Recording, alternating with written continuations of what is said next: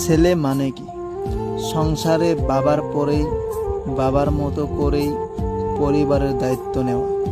ছেলে মানেই ছোট বয়স থেকেই নিজের ভবিষ্যৎ নিয়ে ভাবতে হয়। ছেলে মানেই হাজার দুঃখ কষ্ট হলেও মুখে হাসি নিয়ে বলতে হয়, হ্যাঁ আমি ভালো আছি।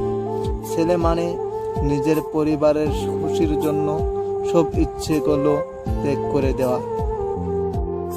ছেলেদের জীবনে প্রতিটি ক্ষেত্রে বাস্তবতার সাথে লড়াই করে এগিয়ে চলতে হয়।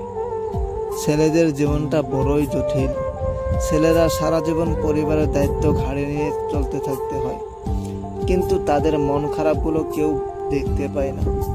ছেলেরা খুব ভালো অভিনয় করতে পারে। সেটা কিসের অভিনয় জানেন? সেটা হলো হাজার কষ্টর মাঝেও তাকে বলতে হয়, হ্যাঁ আমি অনেক ভালো আছি। এটাই হচ্ছে ছেলেদের জীবন।